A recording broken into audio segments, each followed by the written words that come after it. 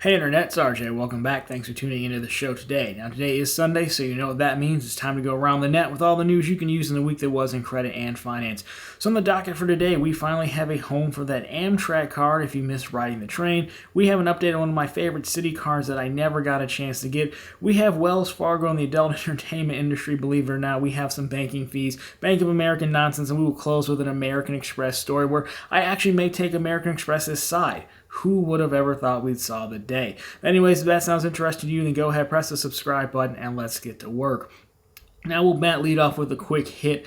A while back, the Amtrak card did disappear. I believe it was with the Bank of America. Originally, they ended up going through and kind of, removing a lot of their co-branded stuff. Well, now if you're into taking the train, we do have a new home for the Amtrak card, and that is the FNBO card family. FNBO, of course, issues a lot of co-branded cards, so we don't really know a whole lot about it, but the move is going to happen on October 23rd. Looks like you're going to have an annual fee hike to $99. Now, there's no official word on card benefits. I have seen some comments where they're saying 2x dining, transit, rideshare. Again, FNBO, they kind of issue a lot of co-branded cards, so not a big surprise there. See it pick up the card. I would have still thought it would have ended up with like a Barclays or even a Capital One or something like that. But there you go. More information to come if you are a card holder. Now with that, we are going to talk about another credit card, which is been retired for some time now, but it's since one of my favorite cards that I missed out on, and that is the Citi Dividend card. Now, the Citi Dividend card works very similar to quarterly cash back cards or quarterly 5x rotating category cards, except for that you could take, you still get, the amount of like $6,000 and spend a calendar year at 5x, but you can choose to spend all that $6,000 in the first category if you want that quarter, or spread it out however you want, over that calendar. So really, it becomes, if you like the category that they're offering, it becomes a really good card. You can load up on grocery stores or gas stations or whatever, not have to play the $1,500 limit that, Chase and Discover put on their own version of the cards. Well, again, you haven't been able to get that card for quite some time. The Custom Cash is the obvious successor to that card, which I have, but it does look like Citi has since been sending out invites or letters to folks saying they're going to convert their dividend cards to Custom Cash cards, but you do have the option to opt out. Now, of course, the first round has already went out, and I believe the last chance to opt out for those was Thursday, so we kind of missed it on that one, but I assume there will be more to come. All that to say is, I really believe if you have the Citi Dividend card, you should opt out and keep it and simply apply for the Custom Cash outright. That always makes more sense. And again, the Dividend card is such a great 5% category card. It's one of the best. Again, it's one that I wish I had known about back in the day, but simply didn't find out about it till it was long since retired. So again, keep your eye out for that if you are an old school Dividend card holder. Now with that, we're going to take a jump to Wells Fargo, which is more of a story that kind of comes up every so often, right? So this time around, this sees Wells Fargo actually closing the accounts of, I think it's about maybe a dozen or so adult industry entertainers, performers. I don't know what the right word here is, creator. Anyways, these folks have had like long-standing relationships with Wells Fargo bank account-wise, and now Wells Fargo all of a sudden is closing some of their accounts due to high risk, is how Wells Fargo put it. Now, again, here's kind of what a blurb from the letter they got. Wells Fargo performs ongoing reviews of its account relationships in connection with the bank's responsibilities to manage risks in its banking operations, and that the recipient's accounts will be closed as a result of this review. So, of course, not much information given. Now, some additional reading here, does cite that, some of these adult industries here, they apparently their accounts are higher rate for chargebacks. Some folks, maybe you realize that, hey, I paid for this browser subscription, I can actually get this for free. Why did I pay for this? Or what have you, whatever you're paying for, and then you want to do a chargeback. Maybe you just get caught and like, oh, no, it was a mistake. Whatever your excuse may be. So apparently that's, why some of these accounts are seem higher risk. However, the folks interviewed for this story say, hey, we weren't selling any merch or anything like that. So it's odd to see. This does come up a lot. Chase has done it. I think HSBC has done it, right? There are certain industries, certain niches that, banks really don't like to be involved in. Now, again, this isn't that big of a story per se, but I like to put spotlight on it because I kind of find this, a lot hypocritical when it comes up, really, especially if you take a look at some of the stories we're going to look at in a second. It's a massive industry. It's a multi-billion-dollar industry, and it just seems kind of silly at this point in the game to act like, it's so offensive to be a part of or whatever. So, again, I just find it hypocritical, again, considering the things that banks do, which we're going to talk about in a second. So, of course, let me know your thoughts down below on this. Again, them closing these accounts that were, so old and just kind of kicking customers out. Now, with that, here are the banking stories we talked about. So first of all, we have a look at Bank of America. Now, if you remember earlier on, maybe 2 years ago, at the start of the pandemic, there was multiple government programs going on, but one of them was like payroll protection program, which basically said, hey, small business owners, to help make payroll and keep people working, just keep people paid, you could apply for these loans. And eventually these loans would likely be converted to grants and forgiven. Well, Bank of America, like many other banks, had to make them, right? And it was kind of, a messy time to hand out all that money.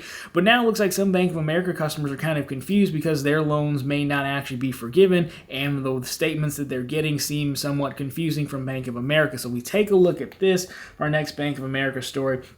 Again, they're saying they're not going to forgive all the loans. Originally, they were going to convert to grants. Now, the loans do begin accruing interest at 1% when the funds were received. That is normal for a loan. However, when you look at the documentation, of course, the payments, they're making payments that goes towards interest first. Of course, the banks will look out for themselves. But where it gets weird it shows up as a finance charge. Now, finance charge is making people say, well, wait a minute, what is this finance charge? It's not saying interest payment or anything like that. So it reads as if you're being charged for something else and they're not applying your full payment. Now, the SBA, Small Business Association, does say that this is accurate. Now, I don't know that means the SBA looked into this specifically. I think they meant based on Bank of America's recounting of this story, that seems accurate, the 1% and all that, not having to necessarily forgive all the loans. Now, it's also worth noting that Bank of America did have folks go and apply for these loans through their own proprietary portal versus like a government portal there. Again, the small business owners say their portal was kind of confusing, which you could probably imagine given how fast they had to stand it up. So, this isn't necessary to say that Bank of America is in the wrong by any means. I think they're wrong that they're making the statement so confusing. Again, you see finance charge, you would think, well, what is it? I'm being charged for this financing. But again, interest is technically a financing charge, but it's not normally how we would write it. And this ultimately seems like one of those, well, just because you can doesn't mean you should type deals. Of course, banks aren't allowed to make money on these payroll protection program loans, so I don't necessarily know they're lining their pockets, but again, these customers are owed a level of explanation as to why aren't their loans qualifying to be forgiven and flipped into grants, and then there's a clear statement what helped. This finance charge thing seems silly. So I had this story because I know we do have like a fair amount of small business owners out there, whether you're out there flipping electronics or doing drop shipping, what have you. So, if you've had any experience with this, definitely let us know down below. Now, onto that, we have banking fees to check in on. Again, if you go back to the pandemic especially, a lot of banks, get crushed for saying, hey, how many fees they charge, right? Overdraft fees being the biggest one. A lot of banks said they were finally either going to do away with overdraft or make it harder to overdraft. So Bankrate's done a study here to see what kind of banking fees we're dealing with now out in the market. So let's take a look and see what they have to say here. And when we take a look at it, I'm not going to go through all of these per se, but again, I'll link to the full thing down below, and they do have some fun charts that go along with it. But I think the average overdraft fee declined to a 13-year low of $29.80, which is down 11% from last year's record high of $33.58. Average non-sufficient funds fee has decreased to $26.50, the lowest since back in 2004, but it didn't really drop by that much. Now, another one I found interesting here is the number of free checking accounts has decreased slightly in 2022 to 46%, down from 48% last year.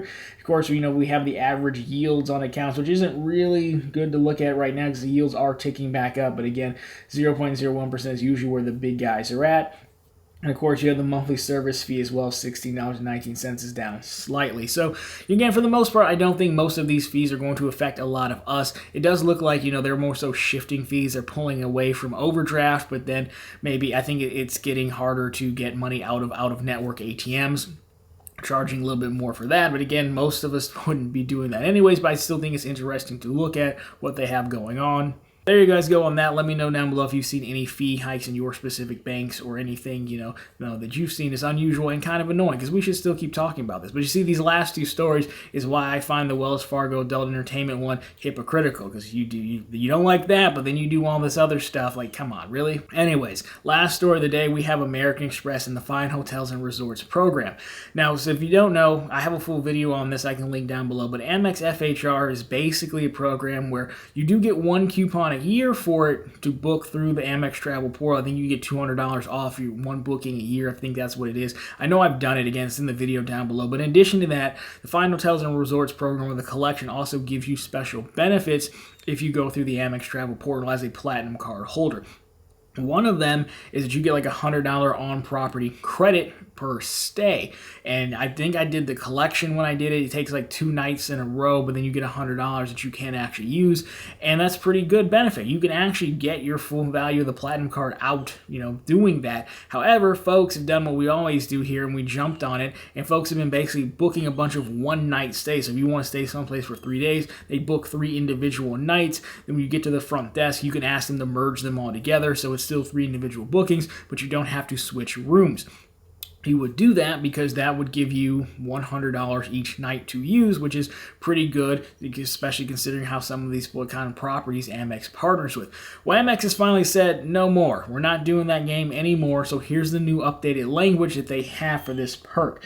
So Amex FHR, back-to-back stays booked by a single card members staying in the same room or card members traveling in the same party within a 24-hour period at the same property are considered one stay and are ineligible for additional FHR benefits. Prohibited action. American Express and the property reserve the right to modify or revoke FHR benefits at any time without notice if we or they determine in our or their sole discretion that you may have engaged in a prohibited action or have engaged in abuse, misuse, or gaming in connection with your FHR benefits. And so there you have it. Those are the updated rules. Now, again, we could say a lot about it, but I think both things are fair here. I think people are right to go right up, find where the line is at with the card issuer, and push it as far as you can if it's not in the terms and conditions. And I think the card issuers have every right to update their terms and conditions, especially with this one with American Express. They have to be a good partner, something we don't necessarily talk about a lot, but companies come to Amex, partner in their hotel collection for customer acquisition. They don't want to keep losing their shirt on all these $100 credits back to back to back. So, I think it may be uncharacteristic for me, but I'm going to take American Express's side. In fact, I don't think that anyone's actually wrong here. Again, I don't think we were wrong to push it right up to the line. I don't think Amex was wrong to update it. And because, again, they have to be a good partner to their partners on this. That's kind of how the Platinum Card is propped up by partnerships, by coupons, even though I don't personally care for it. I can respect it from a business side, and I still think the FHR credit is still pretty good as is. The benefits are still pretty good if you're going to book directly. But anyways, guys, let me know down below how many nights back-to-back you push, because, again, that's an easy way to get the full value out of the Platinum Card, which just keeps going up. But anyways, guys, that's been the news for this week. So, of course, if you liked it, drop me a thumbs up down below. If you found it particularly interesting, consider subscribing to the channel, as we're posting content just like this every Monday, Wednesday, and Friday. Of course, right back every Sunday with all the news you can use in the week that was in credit and finance. Again, question as it always is, let me know what you feel about these stories as well as what else you've seen going on in the news. Given it was a holiday week, short week, still think we had a lot going on, which is always great to see. But anyways, guys, that's going to do it for this one. As always, thank you so much for watching. I'll talk to you on Monday.